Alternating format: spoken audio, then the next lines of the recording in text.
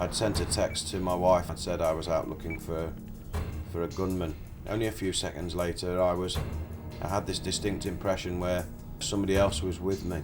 As I looked up toward him, he'd lifted a single barrel weapon. It hit me straight between my two eyes.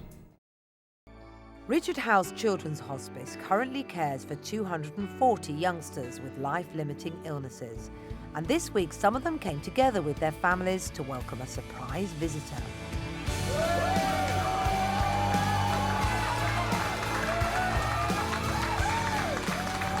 Great reaction to your arrival today.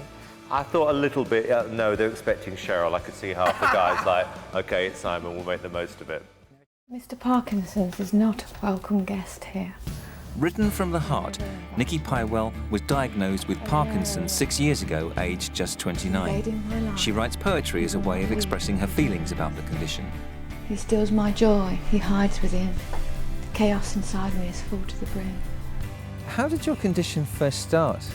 I was a gardener at the time, self-employed, and it started in my left arm. I normally wake up at 6 o'clock every day and prepare Calvin's medicines. The medicines are for helping him to breathe much better and to support his heart.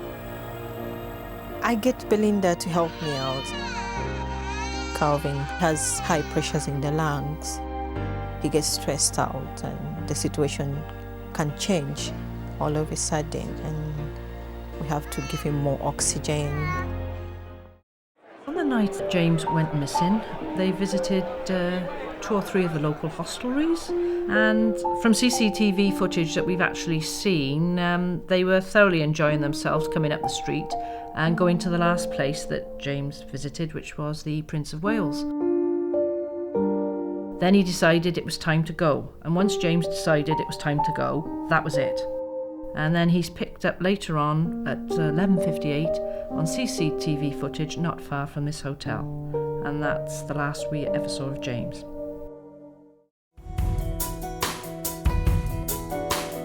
Famous children's author Dr. Seuss said, "The more that you read, the more things that you'll know.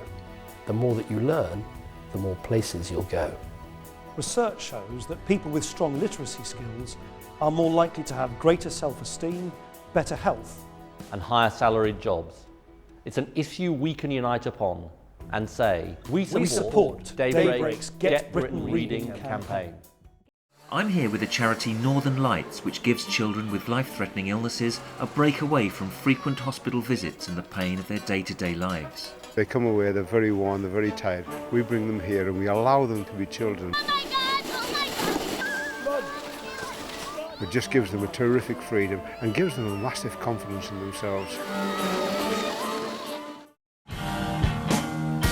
Now we're sat in the suite of the Cumberland Hotel. This is where Jimmy actually lived towards the end of his life, and it was sort of right here that you interviewed him about a week before he died. What was he like on that day? He was a tired man. He looked as if he was on the stages of nervous exhaustion. Possibly he was on a downward spiral. He was an inspirational guitarist. He was far different from anybody else that's ever played. There's one Miles Davis, one Charlie Parker, and one Jimi Hendrix.